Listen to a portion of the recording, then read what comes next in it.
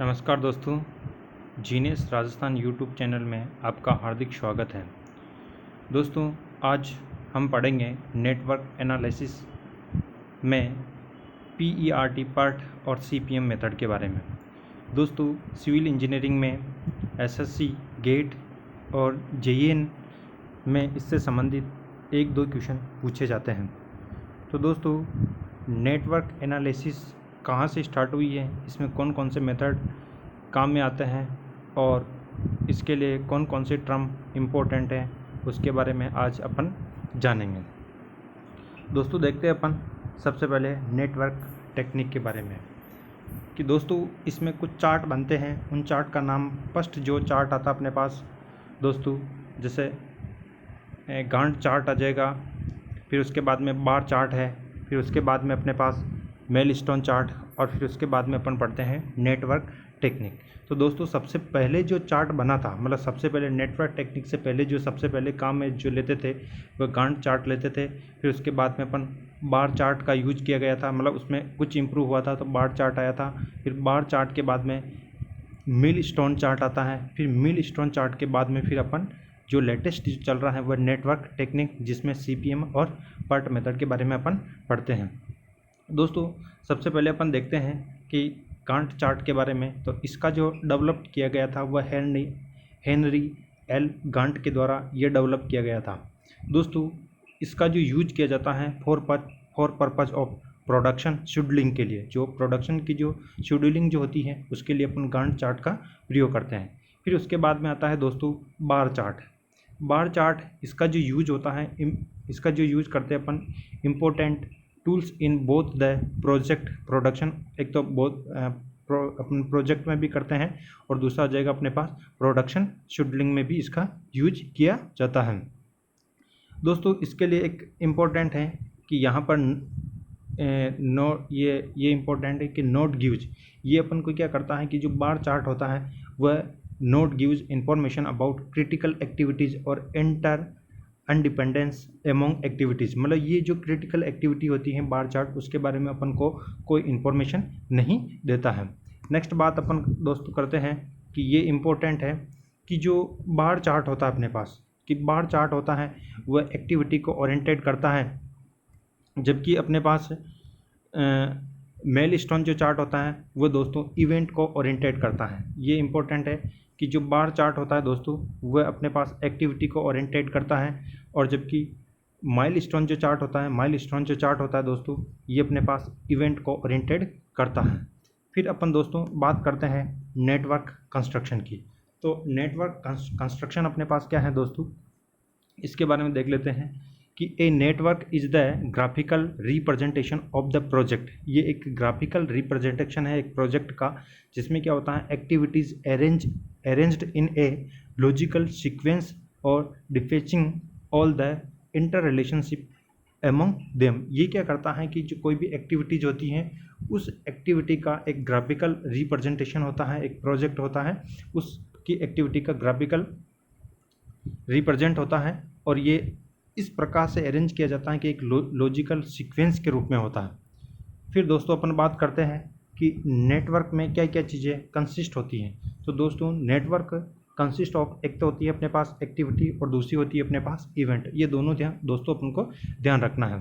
फिर अपन फर्स्ट बात करते हैं एक्टिविटी के बारे में कि एक्टिविटी क्या होती है, कि activity is a physically identifiable part of A project which consume both time and resource. कि एक्टिविटी होती है जो टाइम को भी कंज्यूम करती है दोस्तों, और ये रिसोर्स का मतलब होता है जो इसमें अपने पास मनी आ जाएगा उसको भी इसमें कंज्यूम होता है। दोस्तों, कि एक्टिविटी को जो रिप्रेजेंट करने का जो तरीका है दोस्तों, इसको एक एरो लाइन से रिप्रेजेंट करते हैं इन ए नेटवर्क डायग्राम में। फिर दोस्तों मतलब ये अपने पास एरो लाइन आ जाएगा दोस्तों, ये एरो लाइन से इसको डिनोट करते हैं, और ये इसका जो ये वाला जो पार्ट होता है ये हेड होता है, और जबकि ये वाला पार्ट इसका क्या कहलाता है, टेल कहलाता है। ये दोस्तों स्टार्ट एक्टिविटीज़ में आता है दोस्तों, ये कि जो इसका जो हेड होता है वह स्टार्ट एक्टिविटीज़ में, और एंड एक्टिविटीज़ होती हैं उसको अपन टेल बोलते हैं। दोस्तों, कुछ एक्टिविटीज़ हैं अपने पास, उसके बारे में भी अपन देख लेते हैं। फर्स्ट अपने पास आता है एक होता है प्रेसिडेंसर एक्टिविटीज़। इसमें क्या होता है दोस्तों कि कोई भी एक्टिविटी है अपने पास, जैसे ये एक्टिविटी आ जाएगी अपने पास और ये इधर कोई एक्टिविटीज़ है, ये अपने पास बी एक्टिविटी है और ये ए एक्टिविटी है। अगर बी एक्टिविटी कंप्लीट हो जाती है तो बी से जो पहले जो कंप्लीट हुई है, बी से जैसे बी स्टार्ट होगी तो बी जब स्टार्ट होगी जब अपने पास ए कंप्लीट हो जाती है तो बी की प्री डिसीजर जो एक्टिविटीज होती हैं वह ए होती है। ठीक है, इसी प्रकार अपने पास सक्सेसर एक्टिविटीज़ की बात करें दोस्तों तो इसमें क्या हो जाएगा, इसमें आ जाएगा all these activities which have to follow the activities under construction. तो इसके अंदर क्या हो जाएगा, जैसे कि ये एक्टिविटीज़ आ जाएगी अपने पास, ये ए एक्टिविटीज़ हैं और ये अपने पास बी एक्टिविटीज़ हैं। तो दोनों दोस्तों ए की जो सक्सेसर एक्टिविटीज़ हैं वह बी हैं और जबकि बी की प्रेडिसेसर एक्टिविटीज़ हैं वह ए आ जाएगी। ठीक है, फिर नेक्स्ट आगे बढ़ते हैं दोस्तों अपन कि जैसे दोस्तों कि ये अपने पास एक एक्टिविटीज़ के बारे में अपन को दिखा रखा है कि यहाँ से अपन देख सकते हैं कि ये अपने पास एक डायग्राम है, नेटवर्क डायग्राम है कि ए से 1 से 2 तक एक एक्टिविटीज़ हैं ए, फिर यहाँ से अपने पास बी, फिर इधर सी, फिर इधर डी, फिर इधर ई और फिर यहाँ पर ख़त्म हो जाती है। तो दोस्तों ये यहाँ पर इनिशियल नोड होता है और ये जो लास्ट में होता है उसको एंड नोड बोलते हैं। फिर दोस्तों यहाँ पर ये अपने पास इस टेबल से अपन देख लेते हैं कि ये अपने पास इसमें एक्टिविटी लिख देते हैं कि जैसे ए बी सी डी और ई एक्टिविटीज़ अपन को दे रखी है। फिर अपने पास इमीडिएट प्रेडेंसर जो एक्टिविटीज़ हैं ये अपने पास इधर दे रखी है। तो दोस्तों इसमें अपन को ध्यान रखना है कि जैसे ए से ए की एक्टिविटीज़ है तो इसकी प्रीडेंसर जो एक्टिविटी की बात करेंगे तो ए से पहले कोई एक्टिविटी नहीं है तो यहाँ पर अपन ने क्या लगा दिया, डैश लगा दिया। फिर उसके बाद में अपन बात करते हैं बी की, तो बी से पहले कौन सी एक्टिविटीज़ हुई है, ए हुई है तो यहाँ पर अपने पास ए आ जाएगा। सी की बात करेंगे तो सी से पहले कौन सी एक्टिविटी कंप्लीट हो गई है तो ये भी ए कंप्लीट हो गई है तो यहाँ पर भी ए कर दिया है। फिर यहाँ दोस्तों अपन बात करते हैं डी, तो डी एक्टिविटी है तो डी से पहले कौन सी कंप्लीट हुई है, जस्ट डी से जस्ट जो कंप्लीट हुई है पहले वो अपने पास बी है तो यहाँ पर बी आ जाएगा। इसी प्रकार ये ई की बात करेंगे दोस्तों अपन, ये ई की बात करते हैं तो ई से जस्ट पहले कौन सी हुई है अपने पास, सी हुई है तो यहाँ पर क्या हो जाएगा, सी एक्टिविटीज आ जाएगी। फिर इसी के साथ अपन करते हैं जो दूसरी टेबल अपन को दे रखी है दोस्तों, इसमें अपन को दे रखी है एक्टिविटीज़ और सक्सेसर एक्टिविटीज़। सक्सेसर एक्टिविटीज़ का मतलब हो गया कि जो एक्टिविटीज़ हुई है उसके जस्ट बाद वाली कौन सी एक्टिविटीज़ कंप्लीट हो रही है। जैसे अपने पास ए की बात करें तो ए के बाद अपने पास कौन कौन सी एक्टिविटीज़ कंप्लीट हो रही हैं दोस्तों, ए के बाद अपने पास एक तो हो रही है बी और एक हो रही है अपने पास सी। तो ए की सक्सेसर एक्टिविटी कौन सी हो जाएगी अपने पास, बी और सी हो जाएगी। फिर इसके बाद में अपन बात करते हैं दोस्तों कि जैसे सी की बात करते हैं दोस्तों, फिर बी की बात करते हैं तो बी के बाद में कौन सी एक्टिविटीज़ हो रही हैं, जस्ट बाद में डी हो रही हैं और तो ये आ जाएगा, डी आ जाएगा। और ई की बात करते हैं तो ई के जस्ट बाद में कौन सी हो रही हैं तो ई हो जाएगा। तो दोस्तों ये टेबल आपके समझ में आ गई होगी, नहीं है तो टेबल समझ में नहीं है ये तो दोस्तों वीडियो को एक बार फिर से देख लेना आप। फिर नेक्स्ट बात अपन करते हैं दोस्तों कि एक अपने डमी एक्टिविटी क्या होती है कि डमी की बात करें तो an activities which is used to maintain the predefined precedence relationship only during the construction of the project network. दोस्तों डमी एक्टिविटीज़ को केवल अपने जो नेटवर्क होता है वह जब कंप्लीट नहीं होता है तो उसको कंप्लीट करने में, उसको मेंटेन करने में जो पीछे की जो एक्टिविटीज़ होती हैं उसको उसका रिलेशनशिप बनाने में इस डमी एक्टिविटीज़ का यूज़ किया जाता है। और दोस्तों dummy activities co dot dot arrow से प्रदर्शित किया जाता है। इसका रिप्रेजेंटेशन जो होता है, रिप्रेजेंट जो करते हैं वह डॉट एरो से करते हैं, ये डॉट एरो आ जाएगा। इम्पोर्टेंट है दोस्तों ये कि dummy activities does not consume and any time resource. ये अपने पास डमी एक्टिविटीज़ में किसी प्रकार का कोई टाइम और रिसोर्स कंज्यूम नहीं होता है। फिर अपने पास बात करते हैं पाथ की। तो दोस्तों पाथ क्या होता है कि an unbroken chain of activities between any two activities is called the path. कहने का मतलब ये हो गया कि जब अपने पास दो या दो से अधिक एक्टिविटीज़ एक साथ चल रही हैं और उसमें उसके पाथ में किसी प्रकार की कोई रुकावट नहीं होती है तो पूरा का पूरा जो सिस्टम बनता है उस सिस्टम को अपन क्या बोलते हैं, उसका पाथ बोलते हैं। जैसे दोस्तों अपन ये बात कर लेते हैं यहाँ पर कि जैसे ये पाथ की बात करें तो ये एक्टिविटी है, फिर ये ए एक्टिविटी, फिर यहाँ से अपने पास बी आ जाएगा, फिर इधर अपने पास डी हो जाएगा, फिर इधर अपन सी कर लेते हैं, फिर इधर अपने पास ई हो जाएगा, और यहाँ से अपने पास क्या हो जाएगा एफ। तो दोस्तों ये एक्टिविटीज़ हैं, तो ये पूरा का पूरा होता है, ये इसका क्या कहलाता है दोस्तों, ये इसका पाथ कहलाता है दोस्तों। ठीक है, ये पूरा का पूरा, जबकि इसमें किसी भी प्रकार का बीच में, इसके पाथ में किसी भी प्रकार का ब्रोकन नहीं चाहिए, कि अपने पास जो पाथ है वह बीच में से टूटना नहीं चाहिए, तो वो उसका क्या कहलाता है, पाथ कहलाता है। फिर दोस्तों अपन बात करते हैं इवेंट की। इवेंट क्या होती है, तो an event represent the accomplishment of some task. ये क्या करता है कि कुछ जो टास्क होती हैं उस टास्क के बारे में बताता है कि भाई कितने टास्क अपन करेंगे। फिर इसके बाद में अपन बात करते हैं दोस्तों कि इसको किस प्रकार से करते हैं, कि in a network diagram beginning and ending of an activities are represented as event. कि जब भी डायग्राम को करते हैं तो डायग्राम को फर्स्ट जब कोई एक्टिविटी जी स्टार्ट हो रही है, ये एक्टिविटी ए और ये एक्टिविटी ए स्टार्ट हो रही है, तो इसमें ये इसका जो क्या होता है बिगनिंग पॉइंट होता है, और जबकि ये क्या होता है इसका एंडिंग पॉइंट होता है। तो ये वाला और ये वाला होता है, ये इवेंट को शो करता है। फिर नेक्स्ट बात करते हैं अपन कि each event is represented as a node के रूप में इसको रिप्रेजेंट करते हैं इन ए नेटवर्क डायग्राम, जबकि ये क्या करता है note consume any time and resource. तो दोस्तों एक जो इवेंट होती है, इवेंट भी अपने पास किसी भी प्रकार का टाइम और रिसोर्स होता है उसको कंज्यूम नहीं करता है। दोस्तों नेक्स्ट बात करते हैं, जैसे ये एक्टिविटीज़ के बारे में अपन देख लेते हैं कि each network diagram start with an initial event and end at a terminal event. दोस्तों जब किसी भी नेटवर्क डायग्राम को अपन स्टार्ट करते हैं तो उसमें से जो जहाँ से स्टार्ट होता है उसको इनिशियल इवेंट बोलते हैं, और जहाँ पर वह ख़त्म होता है उसको टर्मिनल इवेंट बोलते हैं। जैसे ये अपने पास इसकी बात कर लेते हैं कि जैसे ये डायग्राम दिया हुआ है कि ये अपने पास मान लेते हैं आई एक्टिविटीज़ हैं, और ये अपने पास आई इवेंट और जे इवेंट है। ठीक है, तो ये इसका स्टार्ट या इनिशियल इवेंट होता है, इसको अपन एंड या टर्मिनल इवेंट बोलते हैं। नेक्स्ट बात करते हैं कि each node is represented by a circle. इस प्रकार एक सर्कल से रिप्रेजेंट करते हैं, और इसके अंदर अपन क्या करते हैं नंबर देते हैं। तो एक हो जाएगा नंबर बाई, एक होता है फुल केर्सन्स रूल का यूज करते हैं अपन। फुल केर्सन्स रूल के अकॉर्डिंग अपन क्या करते हैं इनमें नंबरिंग करते हैं। फिर दोस्तों अपन कुछ रूल हैं कि नेटवर्क डायग्राम बनाने के जो कुछ रूल हैं वो अपन रूल देख लेते हैं। फर्स्ट रूल है कि ये अपने पास रूल है कि फर्स्ट रूल है each activities is represented by one and only one arrow in the network diagram.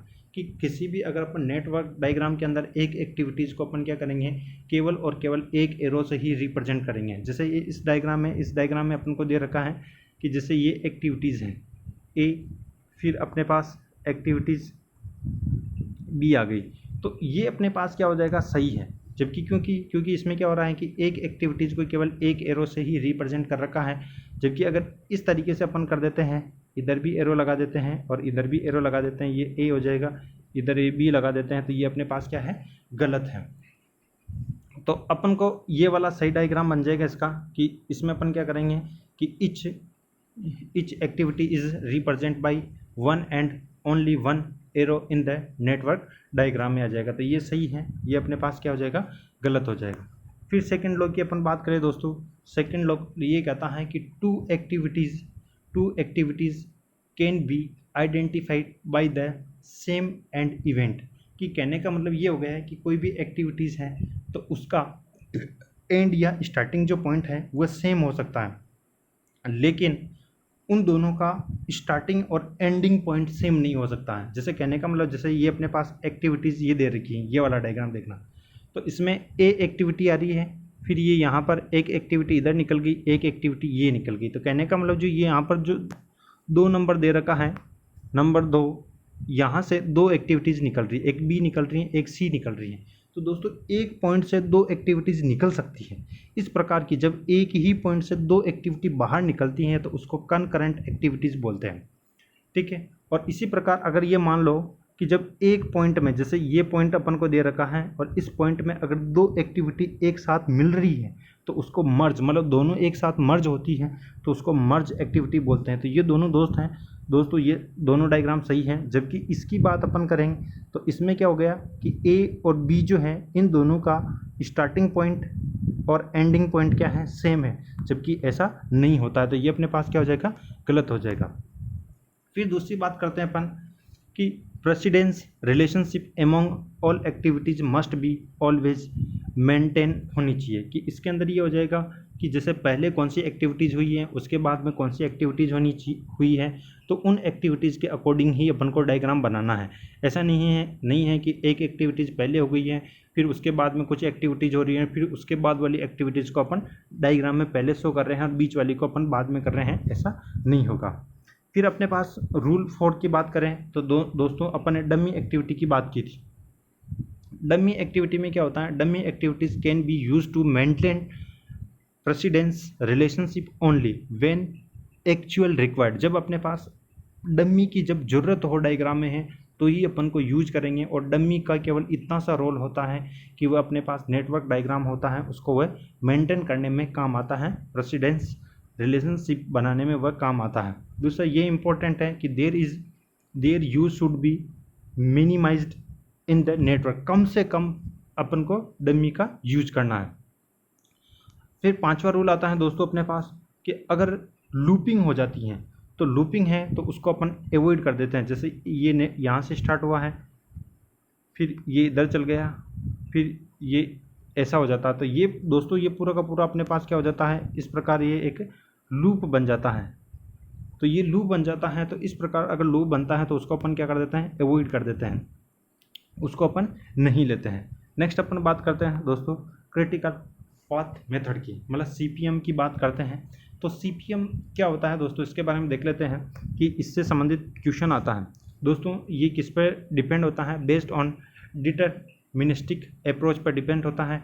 Time estimated can be easily B convert into cost data in this technique. इसके अंदर अपन क्या कर सकते हैं कि जो टाइम होता है, टाइम एस्टिमेट को अपन किस में कन्वर्ट कर सकते हैं, कॉस्ट डेटा में कन्वर्ट कर सकते हैं।